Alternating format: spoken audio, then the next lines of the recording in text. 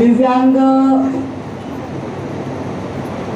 विधवा, परित्यक्त्या, ज्येष्ठ नागरिक, माजी सैनिक यांची संवाद बैठक ज्यांनी आयोजित करायचा मला एक मानस बोलून दाखवला ते माझा छोटे बंधू डॉक्टर संतोष मुंडे, ज्यांना आता उपाध्यक्ष दिव्यांग कल्याण मंत्रालयाचं केलेलं आहे ते, आणि मंचावर उपस्थित जुगल किशोरजी लोहिया, भैया धर्माधिकारी, माझे दुसरे बंधू जिल्हा परिषदचे गटनेते अजय मुंडे, माझे अजून एक बंधू ते तिकडे बसले, त्यांना उशीर झाल्यामुळे ते पण तिकडेच बसले, म्हटलं बसा तिकडे, लोक बसले, आमचे रामेश्वर मुंडे, आमच्या उमाताई समशेट्टी नगरसेविका, माझी बहीण शुभांगी गीते, आणि समोर उपस्थित सर्व माझ्या या बैठकीला सभेचं रूप ज्यांनी दिलंय त्या माझ्या दिव्यांग भगिनी, माझ्या माता, माझे वडीलधारी मंडळी, युवा बांधव, तुम्ही सगळे शांत बसलात तर फार बरोबर आहे. इथं बसा तिथं बसा काही तुम्ही दिसणारच नाही तिथे, फक्त मी दिसणार, त्यामुळे शांत बस. ते बिचारे एवढं लांबून आले, त्यांना बोलू द्या.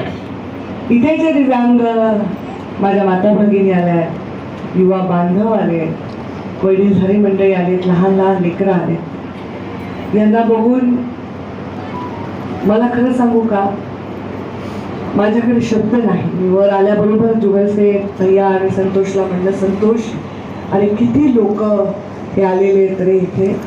तो म्हणला काही बैठक घ्यायची ठरवली होती, पण बैठकीची सभा झाली, एवढा उत्साह लोकांमध्ये. एवढा उत्साह असण्याचं कारण ते ज्ञान, पैसा आणि विश्वासाची कहाणी तू सांगितलीस ना, ते आहे. माझ्याकडे ज्ञान द्यावं एवढी विद्वान मी नाही, माझ्याकडे पैसा द्यावा एवढी श्रीमंत मी नाही, पण तुम्हा सर्वांना विश्वास द्यावा एवढं नक्कीच माझ्यामध्ये काहीतरी देवी शक्ती. मला असं लहानपणापासून माझ्या मनामध्ये खूप, जेव्हा मी बघते कधी लाचार किंवा कोणीतरी अपंग, दिव्यांग, मला फार वाईट वाटतं. पण मला असं वाटतं माझ्याकडे जर कुबेराची संपत्ती असती ना, तर मी प्रत्येक माणसाचा मोफत इलाज केला असता. मी प्रत्येक दिव्यांगासाठी, प्रत्येक वंचितासाठी काहीतरी केलं असतं. पण हे कलियुग आहे आणि या कलियुगामध्ये आपण कमी पडतो की काय असं मला वाटतं. आज तुमची संख्या ही मला अंतर्मुख आणि भावुक करून दिली आहे. कारण मला असं वाटलं की आपण रोज रडतो, देवाने मला हे दिलं नाही, देवाने मला ते दिलं नाही, देवाने मला करोडपती करायला पाहिजे होतं, लखपतीच केलं, देवाने मला 2 खोल्यांच्या ऐवजी 4 खोल्यांचं घर दिलं पाहिजे, मला 4 चाकी गाडी दिली पाहिजे, 1 नाही 4 गाड्या दिल्या पाहिजे, मला 2 तोळ्याच्या ऐवजी 20 तोळे सोनं दिलं पाहिजे, रोज प्रमोशन झालं पाहिजे, रोज पद मिळालं पाहिजे, रोज प्रतिष्ठा मिळाली पाहिजे, रोज पैसा मिळाला पाहिजे. आपण असं म्हणणारे लोक, आज मला लाज वाटते की आज तुमच्या सगळ्यांचा उत्साह बघून की तुम्ही किती ग्रेट आहात, तुम्ही किती महान आहात. तुमच्या सगळ्यांच्या मध्ये ईश्वराचा वास आहे. कारण कोणाला एक डोळा नाही, कोणाला एक हात नाही, कोणाला एक पाय नाही, कोणाला मानसिक अपंग दिव्यांग आहे, कोणाला पूर्ण दिसत नाहीये. पण आमच्या त्या ताईला माझ्याबरोबर सेल्फी काढायचा, माझ्याकडे शब्द नाही हे व्यक्त करण्यासाठी. किती उत्साह आहे तुमच्या मनामध्ये. आणि आमचे लडके लोक रोज, अरे आपल्याला काही नाही मिळालं म्हणून दारूमध्ये स्वतःला वाहून घेणाऱ्यांनी या दिव्यांगांचा उत्साह बघितला पाहिजे, व्यसनाने लोळणाऱ्यांनी या दिव्यांगाचा उत्साह बघितला. संतोष, लहानपणापासून मी तुला पाहिलंय, भाऊ आहेस माझा, नाटकीपणा करून तुला हाव जाऊ घालणार नाही, आशीर्वादाचा आशीर्वाद लागतंय आपलं. आज माझ्यावर तू कर्ज केलंस रे, या लोकांना मला दाखवून, या लोकांचं दुःख मला दाखवून, या लोकांच्या वेदना असल्या तरी डोळ्यामधले त्यांच्या अश्रू सगळं हसू दाखवून किती माया करायले. कोणीतरी माझा हात धरतंय, कोणीतरी माझ्या गालावून हात फिरवतंय. अरे असे आशीर्वाद फार नशीबवान माणसाला मिळतात. ईश्वर करू माझ्याकडे तेवढ्यासाठी शक्ती यावी, तेवढ्यासाठी पद यावं की मी तुमच्यासाठी काहीतरी करू शकाल. हे खरं की जेव्हा मी मंत्री होते तेव्हा मी अत्यंत वंचितांसाठी, विकलांगांसाठी, दिव्यांगांसाठी, माझ्या विधवा परित्यक्त्या महिलांसाठी बचत गटाच्या माध्यमातून खूप केलं. पण खरं माझ्याकडे पद नसताना शक्यता मला जेवढं करता येईल तेवढं, तेव्हाही आम्ही कोविड सेंटर चालवलं, तेव्हाही आम्ही पूरग्रस्तांना मदत केली, तेव्हाही आम्ही कोणीही दारात आलं तर त्याला काही ना काही फुलाची पाकळी मदत केली. मला आज तुमच्या समोर मी खूप गरीब आहे असं वाटायला. कारण असं आहे की रोज लढणाऱ्या माणसं माझ्याकडे येत असतात राजकारणात. ताई मला हे नाही मिळालं, ताई नाही मिळालं. पण ज्या मुलाच्या एक हात नाहीये तो एका हाताने फोटो काढतोय आणि त्याच्या चेहऱ्यावर स्माईल आहे. माझ्या शेजारी माझी 100% अंध असलेली बहीण म्हणते मला ताईवर फोटो काढायचा आहे. काय तिच्या मनामध्ये, किती तिच्या मनामध्ये प्रेम आहे. आज तुम्हाला सांगते, हे निवडणुकीमध्ये जेव्हा सगळे हात पाय डोळे सगळे अंग शाबूत असणारे लोक एकमेकांच्या अंगावर थांबून जात आहेत जाती धर्माच्या नावाने, त्यांनी तुमच्याकडून शिकलं पाहिजे की जीवन कसं जगायचं. आणि या माऊली माझा हात धरून माझ्या हाताला आपल्या गालाला लावत होत्या आणि सांगत होत्या मला बोलता येत नाही ताई पण माझा आशीर्वाद तुला. न बोलणाऱ्यांच्या तोंडून आशीर्वाद मला ऐकवायला, न दिसणाऱ्यांच्या डोळ्यामध्ये मला दिव्य स्वप्न दिसत आहेत. ज्यांच्याकडे हात नाही त्यांचे हात कामाला लागलेले दिसत आहेत. अरे किती किती मोठं मन आहे तुमचं. तुमची सेवा नाही केली तर नरकात सुद्धा जागा मिळणार नाही, नरकात सुद्धा जागा मिळणार.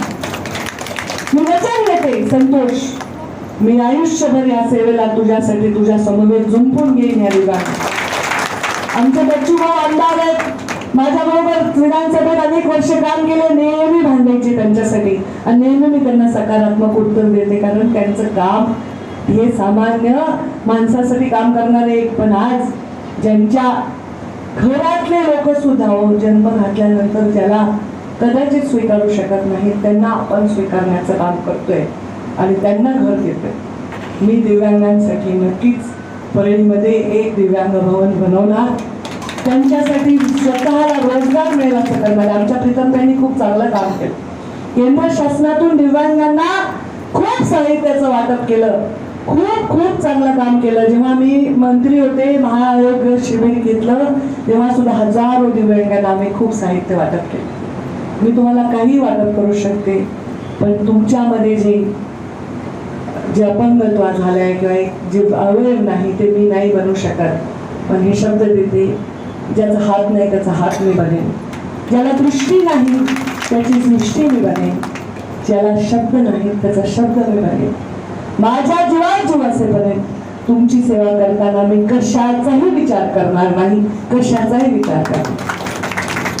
आज तुम्हाला मी काय मागू, माझी झोळी एवढी मोठी नाही, कारण जेवढ्या संख्येने तुम्ही सगळे आलात, माझ्याकडे ज्या दृष्टीने तुम्ही बघताय तुमच्या डोळ्यात आशीर्वादच आहे, तुमच्या वागण्यामध्ये आत्मविश्वास आहे, तुमच्या बोलण्यामध्ये प्रेम आहे. मी तुम्हाला आता काही मागू शकत नाही. जे दिलं तर फक्त आशीर्वाद द्या की मी तुमच्या सेवेला पात्र ठरू. एवढी शक्ती ईश्वर देवो की तुम्ही दारात कोणी दिव्यांग आला तर एका हाताने मी त्याला परत पाठवू नये, एवढी शक्ती ईश्वर आहे. एवढी शक्ती द्यावी की माझ्या एका निर्णयाने हजारो जीवन बदलू शकेल, एवढी शक्ती द्यावी. 5% दिव्यांगांचा निधीसाठी आग्रह नक्कीच मी धरलेला आहे, तो निर्णय झालेला आहे. परत सत्तेत आले तर तो निर्णय योग्य पाळणाऱ्याला मी शाबासकी देईन, नाही पाळणाऱ्याला मी कठोर शिक्षा देईन, एवढं कठोर. आज मी बाहेर देशात राहिलेली आहे, जग पाहिलेली आहे. आपल्याकडे खरं तर दिव्यांगांसाठी तेवढे सोयी नाही. मी प्रधानमंत्री नरेंद्र मोदींचा 10 मिनिटं वेळ पहिला मागून घेईन ना, जर खासदार झाले तुमचा आशीर्वाद आहे तर मी फक्त आणि फक्त पहिले दिव्यांगांच्या बरोबर त्यांच्या विषयावर बोलेन की तुम्ही त्यांच्यासाठी काहीतरी करा, त्यांची इन्शुरन्स करा, त्यांना विशिष्ट पद्धतीने आर्थिक मदत होऊ द्या. जो दिव्यांगांचा जो दिव्यांग सांभाळतोय घरचा एक व्यक्ती, त्याला प्रोत्साहन द्या आणि त्यांना स्वतःच्या पायावर उभं करण्यासाठी शक्ती द्या. अरे तुम्ही टाळ्या वाजवताय माझ्यासाठी, त्यातल्या काही लोकांना एकच हाताने टाळ्या वाजवताय, तो तुमचा हात पंकजामध्ये झाल्याशिवाय माझं वचन आहे. तुमच्या सेवेमध्ये मी नेहमी राहीन, नेहमी राहीन. आणि तुमच्यासाठी असं काही काम करेन की दिव्यांगांच्या इतिहासामध्ये पंकजा गोपीनाथ मुंडे हे नाव नक्कीच आठवणीत राहील. माझ्या वडिलांनी मला सांगितलं, मी म्हणलं बाबा मला तुम्ही राजकारणात का आणलं? आज अजय मल्ला ताई तुमच्या विरुद्ध बोलायचे, ईश्वर आमच्यावर कधीच वेळ आणू नये. किती दुःख आहे, काही भांडण नाही, काही भांडण नाही, याचं माझं भांडण नाही, त्याचं माझं भांडण नाही, तरी बघा राजकारणाने अशी वेळ आणली. आज आम्ही एकत्र भाषण करताना आनंद वाटला मला. लहान लहान लेकरं आपल्या आपल्या पायावर उभे राहिलेत, मोठे राहिलेत, आनंद वाटला. तुम्ही आपापल्या घरी मोठे व्हा पोरांनो, खूप मोठे व्हा, पण समाजाला 10% देण्याची सवय ही मात्र अवस्था आपल्या गोपीनाथ मुंडे साहेबांची आहे. तुमच्या अंगात कुठे ना कुठे ते सेवेचं रक्त आहे. तुम्ही समाजाची सेवा करताना स्वार्थ भाव न ठेवता करा, तुम्हाला समाज आशीर्वाद दिल्याशिवाय राहणार. मी 5 वर्ष घरात आहे, कुठल्याही पदावर नाही, किती संघर्षाला सामोरे गेले, पण समाजाच्या अंतिम घटकाची सेवा करणं मी कधीच थांबवलं नाही. अंत्योदय पंडित दीनदयाळ उपाध्यायांनी आम्हाला शिकवला, मुंडे साहेबांनी तो आमच्या रक्तामध्ये रुजवला. आणि कधीच मुंडे साहेबांनी गरीब वंचिताला अंतर दिले नाही. आज तुमच्यापैकी कितीतरी लोकांच्या डोळ्यात पाणी आहे, प्रत्येक जण डोळ्याला पदर लावाय. हे पाणी दुःखाचं नाही आहे. मला माहिती, हा विश्वास आहे की आमच्या ताई आमच्यासाठी बोलतात. मी तुमचा आवाज होईल संसदेत. मी मोदीजींना भेटेल तेव्हा दिव्यांगासाठी काहीतरी अत्यंत दुर्मिळ असं काम मोदीजींच्या येणाऱ्या 5 वर्षाच्या काळात झालंच पाहिजे, आग्रह मी करेन. आणि तुमच्या पाठीशी उभे राहील, तुमच्या संकटात उभे राहील. आणि मला अजूनही कौतुक वाटतं तुमचं. दोन्ही हात पाय धड धाकट असणारे लोक माझ्याकडे येतात. हो, 4 लोकात म्हणतात नाही तुमच्या रुपयाचा मी लाजिंदा नाही, पण मला माहिती कोणी माझ्याकडनं मदत घेतली आहे. पण माझ्याकडे तुमच्यासारखा एकही माणूस कधी हात पसरायला आला नाही. तुमच्या स्वाभिमानाला माझा सलाम, तुमच्या स्वाभिमानाला माझा सलाम. त्या स्वाभिमानाच्या पाठीशी मी आहे. मी बचत गट जमा केले होते. बचत गट माझ्याकडे मी मंत्री असताना फक्त 46,000 काहीतरी बचत गट होते. ते 4.5 लाख बचत गट तयार केले. म्हणजे एका बचत गटात 10 महिला आहेत. म्हणजे विचार करा. आणि तेवढ्या महिला आणल्या होत्या. प्रधानमंत्री नरेंद्र मोदी आले होते. संभाजीनगरला केवढी मोठी सभा झाली. तुमच्यापैकी काही बचत गटाच्या महिला असतील, ताईच्या CRP वगैरे काही आहेत काय ते सर? म्हणजे या काम करणाऱ्या, म्हणजे सरकारी कार्यक्रम नाही, पण वंचितांच्या या चळवळीला बचत गटाला खूप आधार दिला. मी दुष्काळ होता 2014ला. आज बचत गटाला लाखो रुपये बचत गटाच्या अकाउंट मध्ये गेले. बचत गटाला चळवळीला न्याय द्या, नाही तर कुठे पैसे खर्च व्हायचे, गोळून घ्यायचं, काहीच करायचं नाही. ते सगळं ऑनलाईन केलं. आणि 0% व्याजाने बचत गटांना कर्ज देण्याचा निर्णय तुमच्या लेखीने घेतलेला आहे. आता मी दिव्यांगांचे वेगळे बचत गट तयार करेन आणि त्यांना महिला आणि पुरुष हे दोन्ही बचत गट तयार झाले पाहिजे असा आग्रह करीन. आणि त्यांना वेगळा खास निधी आणि उद्योग देण्याच्या संदर्भामधला नवीन निर्णय भविष्यामध्ये घेईन. हे माझं वैद्यनाथ प्रभूच्या साक्षीने वचन आहे. हे माझं काही राजकारण नाही, हे माझं स्वतःला दिलेलं वचन. तुम्ही मला आशीर्वाद द्या, बाकी तुम्हाला मी मागावं ती लायकी माझी नाही. हो, तुम्ही मला ऑलरेडी दिलंय. 50-100 लोकांच्या बैठकीला 2,500 लोक आले, हे तुम्ही मला दिलंय. तुमच्या उपस्थितीमध्ये विश्वास आहे की पंकजा ताई ना आपण बोललो तर आपल्या कुठल्या तरी विषयांना मार्गी त्या लावतील. मी तुमचे विषय मार्गी लावेन हे वचन तुम्हाला देते. असंच प्रेम, असाच आशीर्वाद ठेवा.